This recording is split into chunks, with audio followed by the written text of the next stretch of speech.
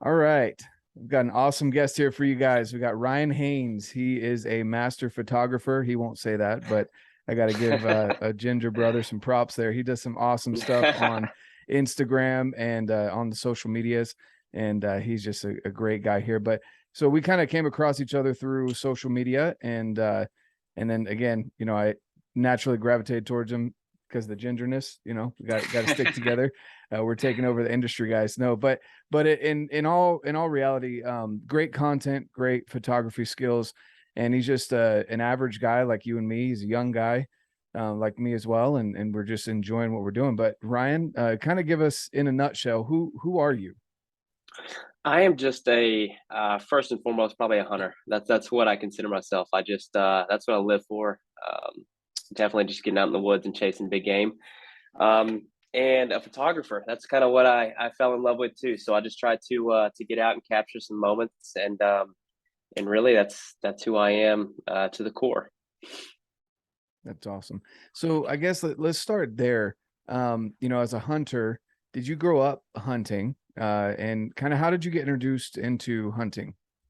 Yeah, so I did grow up hunting. I was fortunate enough to grow up with my dad being growing up as a hunter as well, and teaching me. But it wasn't really big game; it was more waterfowl. So I grew up loving it.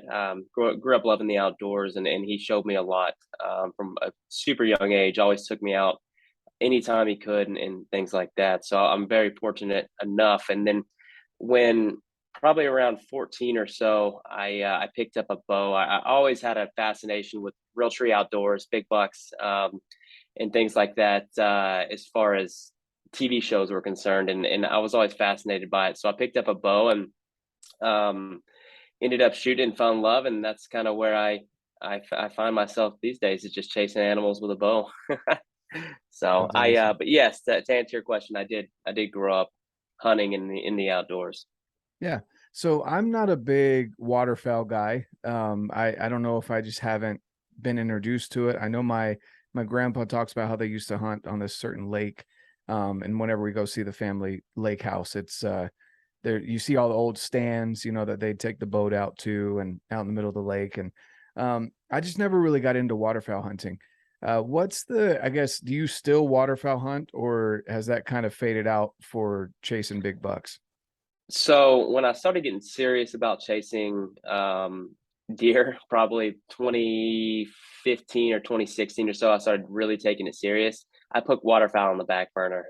It's something that just kind of took second, and there's just nothing that compares to when you arrow a big deer, or when you finally work all season long and have him walk out in front of you. There's just nothing that compares to it. So but I will say waterfowl hunting is a great change of pace later in the season when December rolls around and you've hunted the entire rut, and you're 30 days into the stand. A lack of sleep, your wife's yelling at you to get back home because you've been gone for so long. So it is a good change of pace. So I still try to get out a couple times a year, maybe a dozen times a year or so in late season. But I did change things up this year. So last year I actually went and bought a registered lab, and have been training him the entire time because I love waterfowl hunting. And I wanted something to really give me that drive to get back into it. So I went out and bought a pup and have been training him, and he's a little over a year and a half now, and this is gonna be his first waterfowl season. So he's gearing up, ready to go, and it starts next month. So I'm ready to get out and chase some birds. That's awesome. That's really cool. So I guess sell me on this waterfowl hunting thing, because the only birds that I really am interested in hunting is turkeys. And those Yeah. things, for the dumbest bird out there, they're smart. And they're Yeah. super annoying. Agree. Agree. But sell me on it. What's the allure of waterfowl hunting? You say change of pace. Is it the camaraderie? Is it the because I just can't imagine sitting in a freezing cold, wet blind or on a boat or wherever you are and just enjoying that, waiting for things to fly in. Like, I Yeah. just can't. I can't imagine. So for me, I would pick waterfowl hunting over turkey hunting any day of the week. I'm about as lazy of a turkey hunter as it gets. I'm not a big fan of it. I go out every once in a while. I like to travel around and hunt turkey, but as far as that goes, I'll write that off. But how I'd sell you on it is, you don't have to be quiet. So as a whitetail hunter, you have to, I mean, for months, for October all the way to the end of November, I'm just sitting there in a stand as quiet as can be, trying to hunt the wind and not bust out deer and things like that. And then I get to go hang out with buddies, go set a decoy spread out early in the morning, find birds the day before, knock on doors, find farmers to let us hunt some birds, and go set out a big decoy spread, and know they're going to come in and just hammer them. So what's fun about it is you don't have to be quiet. You got your buddies there. You see the dogs work, and when you time it out right and you do it right, and there is, I mean, hundreds of birds flooding in, big greenheads, mallards, or out west geese hunting. It's really, really fun. And so it's just a change of pace as action's concerned. I mean, when you have all those birds flying in, buzzing over your head, it's just something that's a lot of fun compared to sitting in a whitetail stand and only seeing, a few deer in the morning. So it's that's how I'd sell you on it. Okay, so I can understand that. So you got to have decoys, you're knocking doors, but I can see the camaraderie of it and not having to sit there. Now, during whitetail season, kind of talking about that, how many levels up do you get in Candy Crush? Okay. Oh man. So I am actually not a game person on my phone. I'm more of an Instagram and editing photos person. So I'm sitting there in the stand, and I'm editing photos that I need to get done for people, or I rework photos, or plan out next Instagram posts and things like that. So that's what I'm doing. But if I did have Candy Crush, I would be an expert at this time already. I've put a lot of tree stand hours in over the years. So That's awesome. Yeah, I just wanted to I laugh about that because I'm not a game guy either. My wife will crush some Candy Crush and Sudoku on the phone. But oh, I'm so just not. am mine. Yeah, that's not my thing. And it's crazy that you mentioned, editing and photography and things like that. And we'll get into that in a little bit, because honestly, that's really how I found out about you, is just the things you can do with editing, right? And it's not that you're trying to make, I don't know, there's bad editing in my opinion where you're trying to make something look like it's not, and then there's other editing where you draw out the natural beauty that a camera just naturally can't seem to do for some reason. And you're able to go through and say, actually, this is how it, I perceived it, the sunset, or Yep. the bow, the way a bow may look, or your dog, or just whatever it is out in nature. Taking a picture with your phone or whatever, it's cool, and there's some editing you can do to it, but being able to draw out that beauty that you would see almost in real life, Yep. what your eyes actually perceive, it's a skill that I haven't taken the time to figure out, and I'm feeling more and more drawn to do that, and I'm kind of holding off because I know that's another rabbit hole that I just can't afford monetarily or time wise to go Yep. down. It is. But It is. yeah, so talk to us a little bit about what brought you into photography. What's your reason for continuing to do it, and why you are so passionate about it, even now? It hasn't faded out for you. So what kind of got me into cameras in general is kind of what I spoke on earlier. Is I grew up watching these TV shows of these people killing these big bucks, and I always wanted to record my hunts. So, I mean, I can remember when I was like 14 or 15 years old, me and a buddy had a little Sony Handycam, and we were going out recording deer and recording us shooting deer and things like that. And I just loved it. And so when I got a little bit out of college, I've always had an eye for photography though. That's one thing. I always loved photos.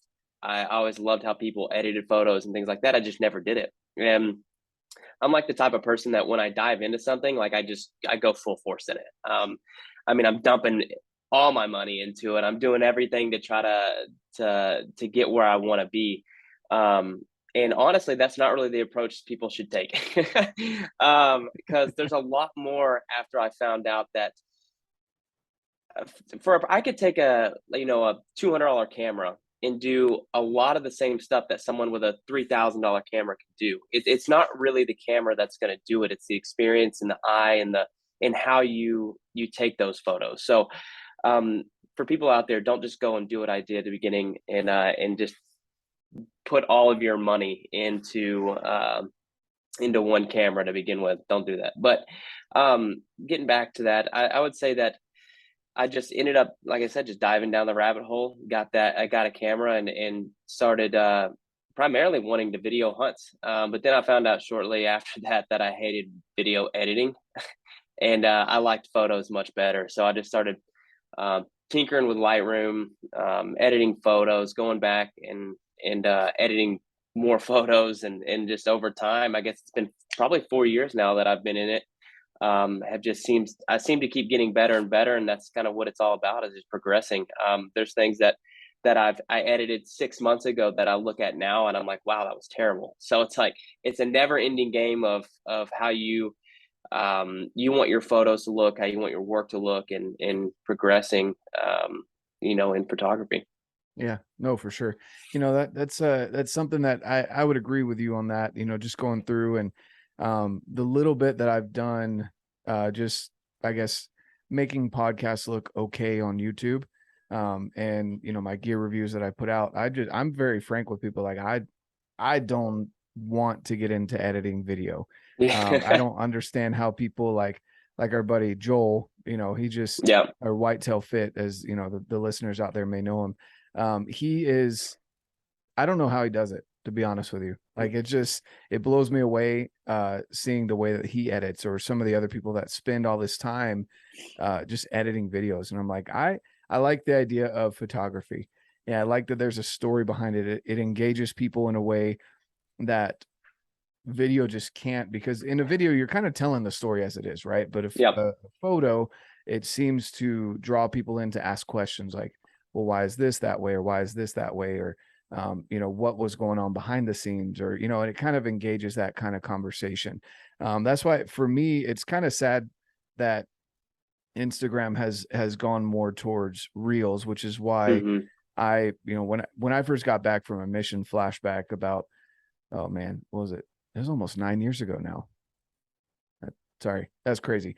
So anyway, I'm getting old, man. I'm 30. No. So when I first came back, everyone was like, oh, Snapchat and all this other stuff. And I'm like, I'm going to stick with Instagram because I like the pictures and the conversation it creates. And that's, I got on Instagram, and but now it seems, everything's going towards reels and those short clips that grab Hmm. people's attention. People don't want to necessarily sit down and read the caption or do that kind of in-depth investigation of a photo. But I mean, that's kind of my perspective. How are you feeling as far as, I'm imagining similar, but you mentioned you're more into photography than videography. So For sure. kind of shoot me your opinion on that. So what I'd say too, kind of getting back to that as far as photo to video, what I like about it and kind of what it separates is that I'm a person that I want like instant gratification. And that's what a photo gives me. So video, I'll take a lot of clips and then I have to get back and in post, then I can put something together and be like, maybe a few days later, I'm like, wow, that's awesome. But a photo, I could take a photo and be like, that's awesome, immediately. So I love that instant gratification. But when it comes to Instagram, it's yeah, it really is sad kind of the way things are going, and I kind of see why. They're really just, as a business, they're trying to compete. They're trying to compete with TikTok and Snapchat and things like that. So I see why they're doing it, but it drives me crazy how the algorithm really works. So as a platform that was supposed to be photo um, specific is now getting to your short reels and things like that, which can be fun to make, but it's a lot of time as a content creator. It's like from editing a photo to actually putting a 10-second reel together, that's a lot of time that separates both of those. So it's just more work on our end that we have to do, which is it's fun. But yeah, I wish they would kind of go back to the way things used to be a couple of years back, but I don't really see that happening. Yeah, it is. I agree. From a business perspective, I can see why they're doing it, but at the same time, from a business perspective, you kind of want to, most things that I see that stick around for a long period of time and have constant success aren't always changing with the times, if that Yeah. makes sense, but they stick with their niche, right? Yep. And so it's like someone that tries to net a big group of people, or shotgun blast, you got all these people, but none of them really stay engaged in it. And that's why you're constantly having to put out these reels, because now they're pushing reels and you're trying to keep those people engaged, 7 seconds or less. You got to make it involve 7 seconds or less. Yeah.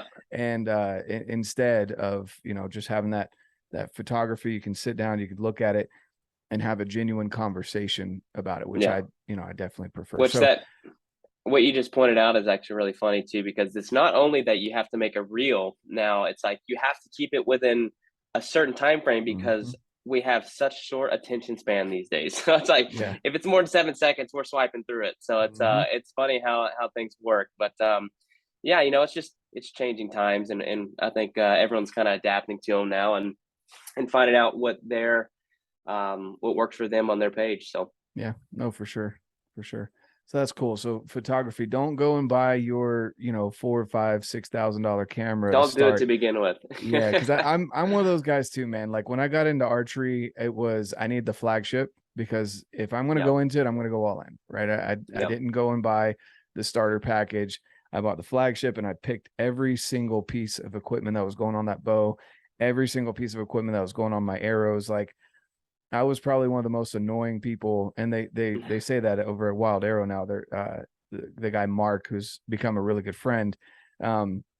He's like, yeah, I sold him a Hoyt a couple years ago, and he just hasn't left. Like, I mean, it's true. That's the bow that's sitting right there, and it's he's just, I'm always in there now asking questions and back there helping at the shop a little bit too, and that's just kind of the joke. They can't get rid of me, but it's cool to get the nicer stuff, but it's also fun, like what you were saying, to take the process of starting, smaller with a lesser capable camera, and working your way up, figuring out your editing skills, which I don't know, maybe that would make you even a better editor if you take a camera that doesn't do so much on its own, and you have to learn how to edit the photo. Maybe you learn the editing software a little bit better if you prefer Lightroom, which it sounds like a lot of people do, versus I don't even know what Apple's version is. But anyway, so that's cool. That's really good advice. I don't know how many people are actually going to take that, but I think it's really good advice. Yeah. I would definitely recommend starting off at like I said earlier. It's not really the camera, it's the guy behind the camera that's working it. So don't go out and spend all your money on one camera, because I remember when I first did it, I dove way too far into it, spent way too much money, and then I expected my photos to look like the people online. And that's another thing don't do as a photographer. Don't compare your work to other people to begin with, because you're going to be really disappointed in yourself to begin with. So it all takes time. I mean, you'll get better at it and go from there, and it's just always a journey to learn. Yeah, no, for sure. Yeah, and I would agree with that as well. That goes to pretty much anything, that we're into, or whether it be with your health goals, whatever your goals are going to be different than, like, the way you do photography is different than a couple of other people that just come to mind. Yeah. And I like each of your work for different reasons. And again, that goes back to kind of like what we were saying about Instagram. Just you find your niche, you find what you're good at, and you put it out there, and people will be drawn to that are actually going to be engaged in what you're putting out. You don't have to try and be the next so-and-so. There's an advertisement out with Tom Brady, and I think it's Under Armour, where he's reading this letter, and you see these different clips of all these young kids that are in junior high and high school doing their sports. And the letter saying something to the effect of, you don't need to be the next Tom Brady, be the best you. Right. I have seen that one. And so you don't need, Tom Brady's story is one of those one of a kind, like he worked his butt off. And then you've got other people too that have done similar things, but in their own way. And so finding things, whether it be, again, hunting, archery, that's why I asked you about waterfowl, because I like to hear people's opinions on it, because it's not something that I'm naturally drawn to, but I might be interested in the future. Yeah. But finding what you're good at and putting it out there, the people that are drawn to that and will be engaged in it will be drawn to you naturally. It may take time and it may be frustrating, but you'll build up either that following or that community, and that's just, they'll stick. They won't follow and then leave a week later. Like, they'll stay. and be engaged with your stuff. So Yep. I think that's a good It's all point. about building relations. Exactly. Exactly. So talk about photography and waterfowl. Let's talk about your passion for big bucks, which you've got a nice one right there behind your head. It almost Oh, look like you've got your own rack going on there. But yeah. what I guess what made that transition for you? Why archery and not shotgun or rifle? And let's go from there. Just kind of what made that transition for you? So the bow hunting aspect's actually pretty simple. I growing up, the county that I grew up in Texas is one of the 4 or 5 counties in Texas that's bow only. No rifle season, no shotgun season, muzzleloader, or anything. It's bow only from October 1st to mid-January. So that's why I bow hunt only. It's because I've actually I grew up not being able to shoot them with a rifle. So to this day, I've killed, I mean, multiple deer in 10 years of seriously hunting them, or 8 years of seriously hunting them, and never killed one with a rifle. So I'll actually have an opportunity to do that this November with Bushnell. It'll be my first actual rifle hunt, which is going to be kind of crazy. So but yeah, that's kind of why I bow hunted. And I remember the first, actually it was that guy right there. I killed him back in 2017, and that was my first breakout really big deer. I was gonna say, was I that your hunted. first deer? Because that's a No, good whitetail. no, I've killed a lot.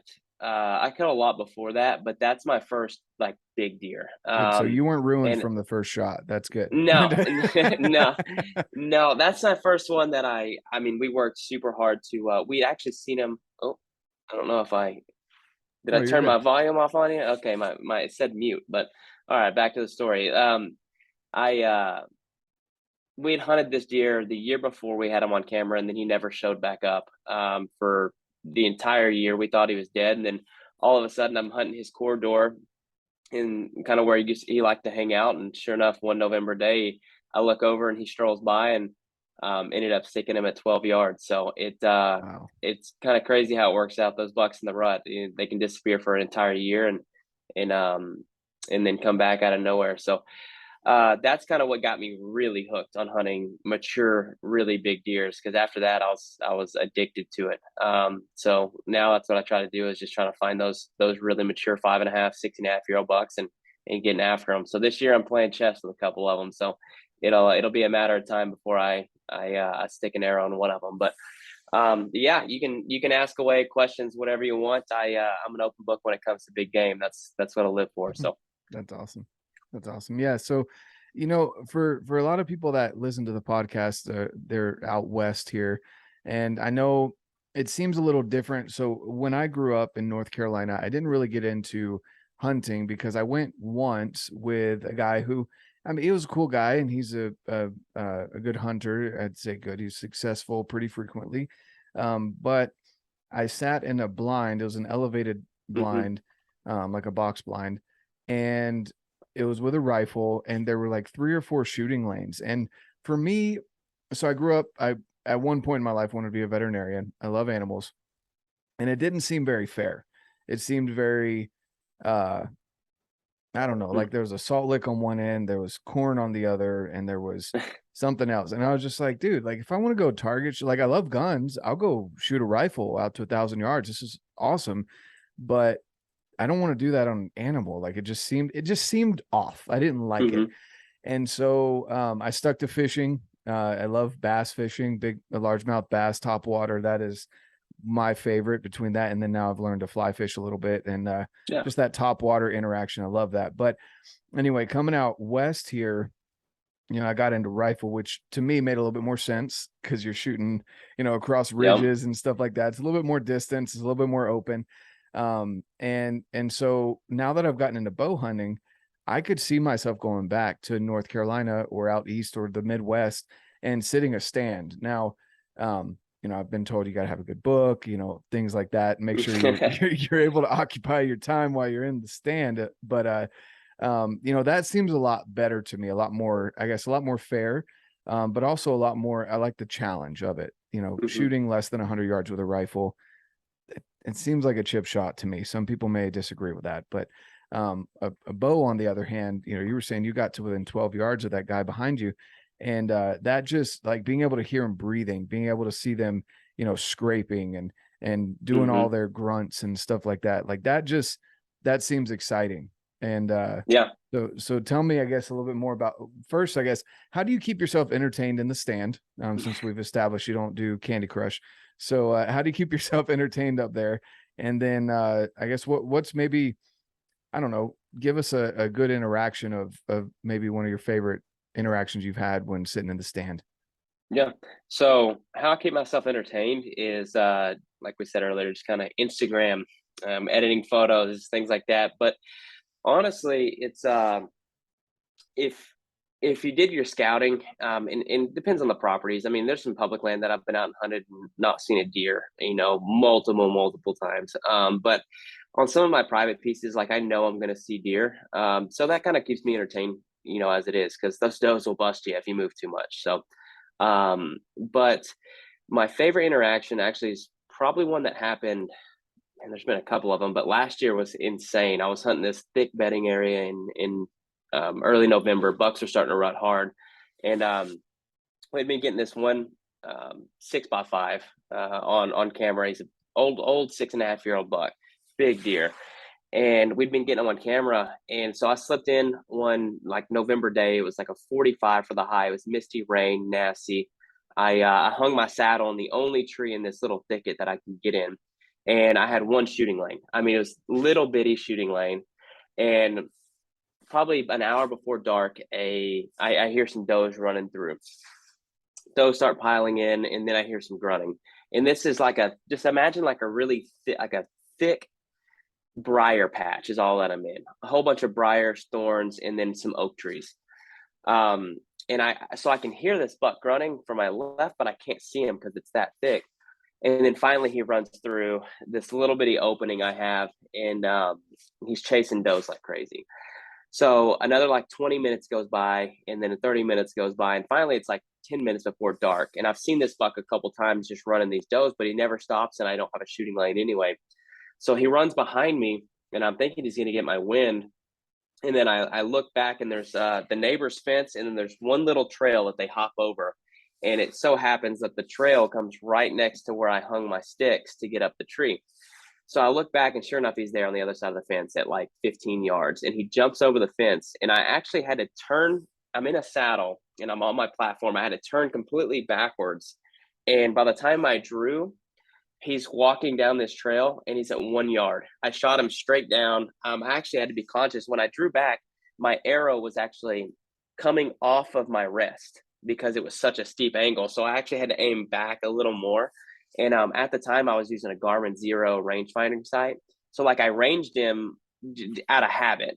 And I got my pin, released it, and stuck him. And he ran 40 yards and died. But what's crazy is when he was coming down that trail, he was getting so close after I drew that he stopped in his tracks and looked, and he was smelling my hawk sticks, like my hawk climbing sticks. He was, 6 inches from him. Straight at the base of the tree. And that's when I pulled back, and it was too late for him then. But that was an insane encounter for how close he was. But that guy right there, actually, you were speaking, he was at 12 yards, but it was a cold November day, and I could actually see his breath. I could see him breathing. That's the cool part about bow hunting is you can see all those details and things like that. But I will say I'm excited to get to rifle hunt. I do want to go out west though. I'm not going to stop bow hunting. I'll never stop bow hunting, and I honestly I might not ever really rifle hunt for deer around here ever again. But I do want to get into rifle hunting out west. That definitely intrigues me. Yeah, no, for sure. It's a whole nother ball game. I haven't gone for anything trophy, so I imagine that would obviously make it a little bit more of a challenge to go rifle hunting. And then, but also kind of going back to it, like I'm just like, man, because once I get back into rifles, I'm going to want to build a nice one. And so that's, that, and then there's so many calibers to choose from, and I'm going to want one of each, like, yeah. So I'm like, I'm just going to delve into bows for now, and then I'll go back to rifle. I've got a good 308 that does the job.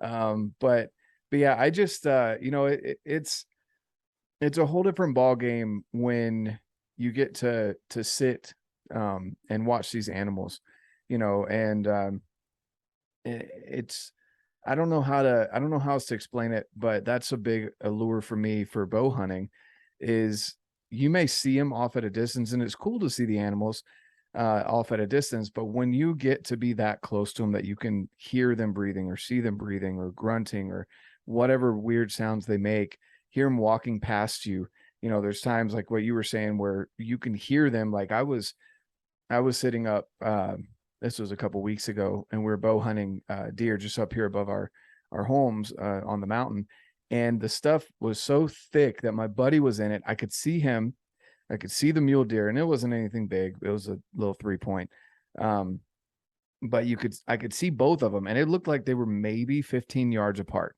Yeah. And I had him on the radio. I'm like, dude, no, sorry, I was texting him. I said, dude, he's right there. Like if you drew back and just shot, like you'd pinwheel him. Like he's right there. And he's like, I can't see him. He's like, I can hear him.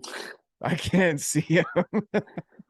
And so like that's I get being that thick, and it's just a cool experience. But I'd love to have that experience of the whitetails where you're in that stand, you're kind of like what you were saying, editing pictures, reading a book, whatever, your mind's off of whatever you're doing, because sitting there listening to squirrels gets boring after a while.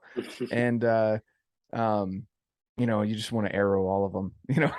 Yeah. I've been there before. You Yeah. start running out of money buying arrows. So Exactly. But the mule deer hunt's cool because you can see them, you go chase them, or sometimes they'll come across you.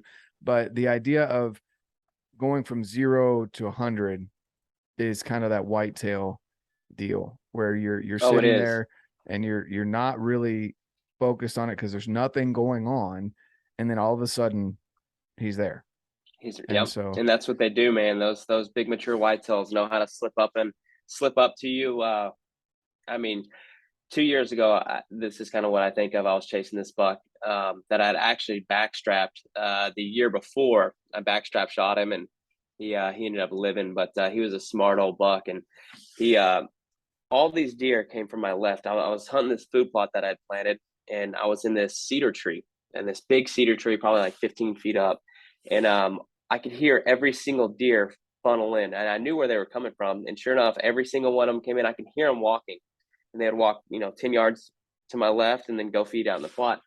The only deer that I didn't hear was him, and he came from the same spot. I mean, he slipped up so close to me that as soon as he stepped out to that to where I could actually see him, he was already looking at me, and I wasn't moving. He knew I was there, and he didn't have my wind, but he knew something was up, and he bounded off. So yeah, those big mature whitetails are something else, and that's the fun in it, is how hard they are to, how fun it is, and actually how aggravating it is too. Is how hard they are to hunt and how hard they are to get on the ground. People really don't understand it, especially with a bow. I mean, I could go out and kill a 2-year-old, 3-year-old, even 4-year-old, quite a bit. But once you start hunting those old bucks, it's a different ball game. They only slip up a few times a year, and you got to take advantage of it when they do. Yeah, exactly. And the other thing too with that is, I used to, a lot of people I think out west kind of think of it as, oh, you sit in a tree stand, and you could see some people that are pretty out of shape that do it, where they sit in a blind, and you're just like, oh, this is lazy man hunting. What people don't understand is people like you and that are actually into it and want to help the herd grow and just get those good mature bucks, and are into the whole, again, the process, not just the end game. And you're planting food plots. You're you're doing a whole bunch of stuff that I don't even know about, and you're doing that year round. Like you're making sure that they, this particular group of deer might want this food, or what grows strong in a drought, or things like that. You're having to basically be a farmer and a deer hunter, and and all this other stuff at the same time.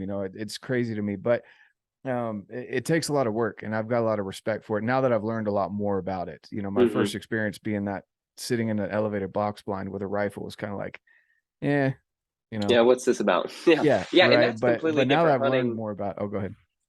And that's completely different hunting than what I'm doing. I mean, I just the thought of me sitting in a box blind, 20 foot up, and just looking down lanes, like that doesn't intrigue me at all. Getting in close to those deer and finding out where they're they like to hang out, finding out their food source that they like, setting up on a transition point between their bedding and food source and catching them coming back to bed. Like, it is an actual chess game that a lot of people don't understand. Killing big deer, you can kill people get lucky every year and kill a big buck, like a big old 5.5, 6.5-year-old buck whitetail hunting. People do it every year, but it doesn't happen often. Those guys, they know how to stay alive when they get that old. So that's the chess game in it for me, is finding out how to figuring out what these deer are doing and slipping in and making them make that mistake to eventually get them on the ground. So Exactly. yeah, it's fun, man. November is just around the corner. It's almost here, and it's going to be 30 days straight in the stand of grinding it out until I fill some tags. Yeah, no, that's awesome. That's awesome. Yeah, I definitely, like I said, I've got a big respect for it now that I've learned a lot more about it, and it's drawn my attention because I've got a lifetime hunting and fishing license out in North Carolina, so I can call them up. I think they give me like 2 or 3 doe tags, 2 buck tags, a black bear tag, and I'm actually pretty interested in going back out. I just got to find people with land. I kind of lost that connection, but other than that, yeah, it sounds like a lot of fun. It is. It's a good time, but I will say I love January when it comes around after sitting in the stand for so long and being able to chase some rutting muleys in Arizona. That change of pace as well is so much fun, because it goes from, kind of the same thing we were talking about duck hunting earlier. It goes from sitting in the stand and getting up at 5 a.m., 4 a.m. every single morning for 30, 60 days, and then being able to kind of spot and stalk, do some glassing, and get up on some mule deer. Every year chasing muleys actually creeps up to take it over what I like to hunt best, over whitetails. So it's a close race right now, but man, I love it. So yeah. I can't wait for January already. Well, and the other thing too, so mule deer, they'll come in, they'll look at you, they'll bound off maybe, if they haven't quite caught your wind or whatever, and then they'll stop again and give you another chance. Whereas with whitetail, their flags up, they're gone. They're gone. And people, that's another thing people really don't understand is hunting the two is completely different. And I tell people this time and time again, that hunting mature whitetail is the hardest thing you can do. And people are like, oh, you're just sitting in a stand. And I didn't say physically, because physically, it might not be. But tricking a mature deer like a mature whitetail is one of the hardest hunts you'll do. Because of how smart they are, and if you pressure them too much, and even walking in, if you don't have your access to the stand perfect, walking into the wind, if they smell you, you'll never know they're there, but they know you're there. You're wasting your time in that stand, because they're not coming in, and if you do it too many times, they'll pattern you, and then you'll never catch up to them, or they'll go straight nocturnal. So reverse scouting. People, exactly. They are, and that's how smart they are. They'll move their home range, they'll move their bedding areas to a spot, they'll watch you walk in, and then go the other direction. So when you'll never know it, and I've had that happen time and time again, and just trying to figure out that like I said, that chess game with those bucks is what makes it intriguing. But man, I do love muleys though. yeah, no, for sure. And the whole idea of them patterning you, it's cool because they're smart. They're alive for a reason. They're really smart, and you don't think of a deer as being smart necessarily, but they definitely pattern you just like you would pattern them. And they can figure out, when you're coming in, when you're going out, what you smell like, because especially whitetails that are used to living in environments where there's people, like mule deer, they get a little curious because, especially if you go in deep, they're like, what's this person? What is this 2-legged thing? But whitetails, they're used to people doing certain things. Again, like you said, they pattern you. They don't care about lawnmowers. They don't care about all this other stuff.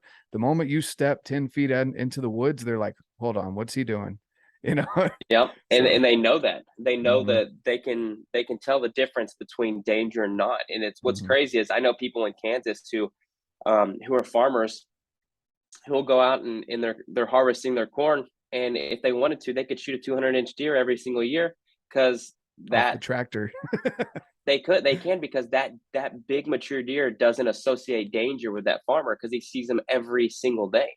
But if I went out there to try to do that, and I'm driving my truck out there and I step out into that field, the same field that he was in, that thing's gone. So it is crazy how smart they really are, and how they associate danger with different people and different objects. And people they don't understand that, to an extent. They don't really know how smart these deer really are. Yeah. We had that experience last year too with pronghorn, where I took my boys up to Wyoming, and I was like, this is they're everywhere, so it's just a matter of making sure you're on public land, not private, because it's kind of checkerboard. But we pulled off in this one area. So we'd driven past this group. I mean, and it wasn't a crazy busy morning, but it was on a highway. They were just on the other side of the fence on public land. And there was a good buck in there, and a lot of good does. And so I whipped around, and when I could, do a U-turn, and then I came back, and I pulled up maybe 100 yards from them, and I stopped. The moment I pulled off the highway, they were gone. But like, they had semis flying past them. They had all this stuff. They didn't give a care in the world. The moment they heard my truck going to park, they were out of there. So you know how many times other hunters have done that though, and then they see one of their buddies get shot. So over time, Bob, what's wrong with you? Bob, it's too early for a nap, man. Come on, get up. They get used to that. So no, animals are smart. They really are. You do something to an animal enough times, and they're gonna associate that with danger, and it's gonna be 10 times harder to catch up to them. So exactly. Well, I want to transition into something real quick here. Just I know you're married. You don't have children. No correct? kids. Okay, cool. Some people are just really quiet about it on social media, so I always ask. But so no kids yet, right? You've got a fur baby. And hey, we've got 3 of those. 3 of those, and then actually 4 of those with a cat. So there you go. We stay busy enough. How do they mind having the full mounts back there behind you? They had animals hanging up on the wall. The cat, when we first got her, she was really curious. She would stare at them, and I have some ducks on the sitting on our mantle and stuff like that. She'd want to play with them, but they're fine with them now. Gotcha. I've always wondered about that too. But so that's cool. So how do you manage? I like asking everyone this, because everyone's got a different method of doing it, but you're obviously gone a lot. You work with Bushnell, you work with a couple other companies as well. And then you've got your own personal endeavors with hunting. How do you manage that with your job and having a spouse? Because it's not easy. Yes, I mean, you don't have kids, right? So you don't have that responsibility, but there's still that relationship there. And people are like, oh, it'd be so nice if I didn't have kids. I'm like, yeah, in a way, but at the same time, your spouse still misses you, unless they don't. And if they don't, you might need to go to counseling. But but how do you guys manage that? How do you guys handle that? It got a lot to. It took a little while to get used to that. Honestly, in the last couple of years, I've considerably gotten busier and busier and busier the more that I start diving into, I guess I would say, the industry or working with some of these companies. And I stay really busy throughout the year. And I have to give, credit to my wife. She's amazing. She definitely knows what I like to do, as far as my hobbies go. And she knows that it's actually even more than a hobby. It's like what I live for. And she understands that. And she's super respectful of it. And she lets me do all these things because I love it. But then again, I do have to, I have to pay back every once in a while. The amount of trips that we go on together throughout a year, it's a lot. So we go to Mexico, Tahoe, and I have to pay her back too. So it's a working relationship for sure. But making time is tough. I'm always busy. I'm always on the road, and that can be great, but then again, it can also be exhausting at the same time. So I'm lucky enough to my 9 to 5 that I have a super relaxed job. I make my own schedule. I get my own work done, and then I have time to play after that. So I'm super thankful and very lucky with how my life is structured at the moment. So it's only up from here, and I'm excited to see where the future goes with it. That's awesome. Yeah. You know, it's, I would agree with that 100%. You know, I just did a, um, oh, was it a, maybe it wasn't a podcast. I don't know. I've talked about being present, and it's something that I'm constantly working on. I'm definitely not perfect, but I like to kind of share my journey as well, through the podcast.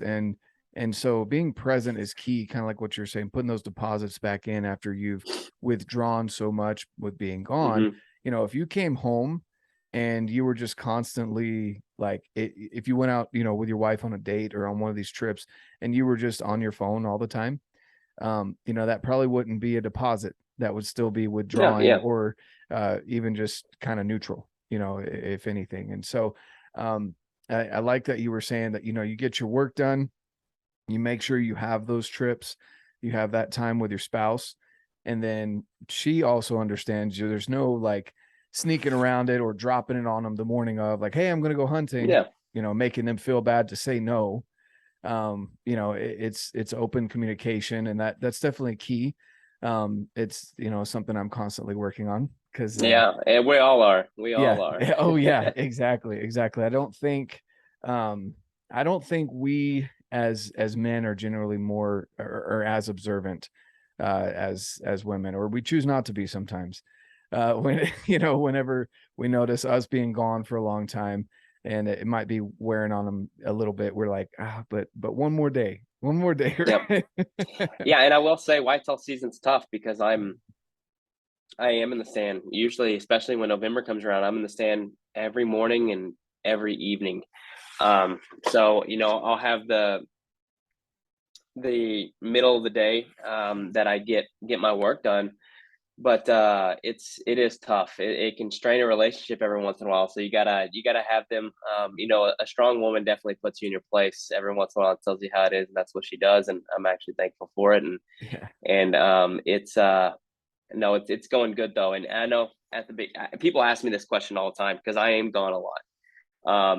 And sometimes I take it for granted because I don't like you were saying, like I overlook it sometimes. And then when people bring it back up to me, it kind of brings it back to back down to earth. And I really do think how lucky I am, because at the beginning of our relationship, we've been together now for a little over 8 years, um, and married for just now 5, back in September. So it's like the beginning of our relationship, it wasn't like this. It has taken a lot to grow into what it is, and it's just it's fun. It's a lot of fun. That's cool. Yeah, no, that's good to hear that it wasn't just perfect from the beginning. No, no, it definitely wasn't. We've had our struggles with it. So, but Yeah. she knows what I'm passionate about, and it's not just to me, like you said, withdrawing all the time. It's me having to give back a little bit too. So, Yep, exactly. And what's funny is, so last year we went up and we were hunting elk, and you know, I had told myself I'm not, because I could get a cow with this tag. And anyway, we kind of split up this area that we had scouted. And anyway, we did our noon check-in, and a buddy of ours had a cow down. And it was funny because that morning he said, you know what, I'm shooting whatever elk walks in my way, because my wife said I got to bring meat home. So yeah. and sure enough, he got a cow down. So Oh, yeah, but you know, it's definitely one of those things that you got to find that balance. And you know, you can't, I mean, there's some times a year, like what you were saying, in November or whitetail season, or you know, whatever it is that the season is for you. Um, you're going to be kind of tipping the scales more in that favor, but you got to make sure you put those deposits in. So that's awesome. definitely. Um, and the fact that you still work, you know, you've got the 9 to 5 as well, that Hmm. you take care of all the work there. You're not leaving your work hanging, but you're also providing for your family. You know, Hmm. you're not just saying, well, you know, I'm just going to take a bunch of time off and I'll get paid for it while I go sit in a stand. And Nope. you know, it's just, it's one of those things you got to balance. So that's awesome. And then one last thing I want to ask you a little bit about, because that's just kind of what we talk about here. And I know you don't post a lot about it, but you seem like you're a pretty in shape individual. Hmm. And you're taller, but you're lean. And what do you do to keep yourself in shape? you know, even though you are mainly a whitetail hunter, you're okay with sitting a stand. You could probably climb a tree in 3 strokes. But what, but what do you do to kind of to keep in shape? What's kind of your, I guess, fitness, or how do you keep that in check? Yeah, so fitness has been a really big thing for me for years. From out of high school. I think I graduated high school at maybe a buck 55. Like, I was real lean. I was a track runner. That's what I did. And I wanted to gain muscle, so I just started working out and eating everything. I did it completely wrong to begin with, and fitness is another one of those journeys that you really have to grow into, and there's a lot to learn about it. I was just dirty bulking like crazy as a 19-year-old, just gaining so much weight, terrible All the weight. I was McDonald's. really strong.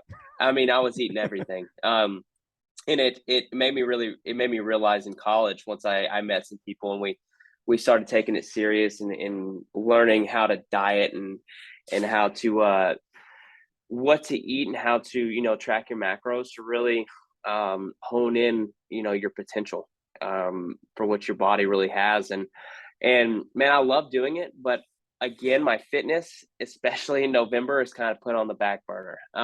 It is one of those things that I work all year long for, and then I look great in the summer for our summer trips into elk season. I'm still in really good shape, and then once November hits, it's like I I do have to get into the gym at least probably 3 to 4 times a week in November, just to I hit a lot of cardio this time of year, which I used to not. I used to not hit cardio at all during the winter, and I would get up to 205, 210, and then cut back down to 175 in the summer.